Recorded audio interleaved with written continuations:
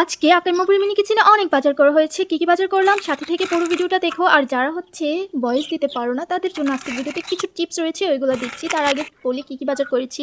আমি প্রথমে নিয়েছি একটা কাঁচা আম, আর তারপর নিয়েছি ষষ্ঠী না শশী যাই বলুক, আমরা বলি কইডা, কুমিল্লার মানুষ কইডা নামে চিনি।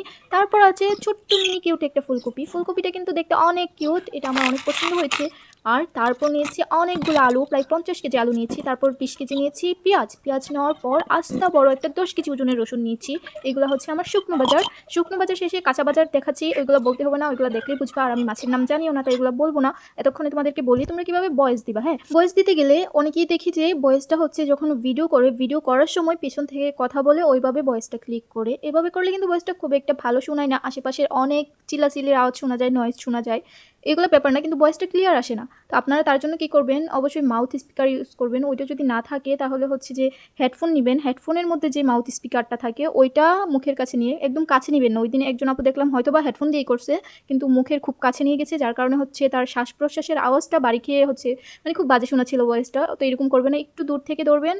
হেডফোনের মাউথ স্পিকারটা একটু দূর থেকে ধরে তারপর ভয়েসটা রেকর্ড করবেন। ভয়েসটা অনেক সুন্দর শোনাবে। আমি কিন্তু এইভাবেই করি, তার জন্য আপনাদেরকে এই টিপসটা দিয়ে দিলাম। আশা করি আপনাদের কাজে আসবে। আমার ভিডিওটি ভালো লেগে থাকলে লাইক কমেন্ট শেয়ার করে দিবেন, এবং এমন আরও ভিডিও পেতে আমার পেজটিকে ফলো করে রাখবেন। ফেসবুক সম্পর্কিত অনেক তথ্য পাবেন।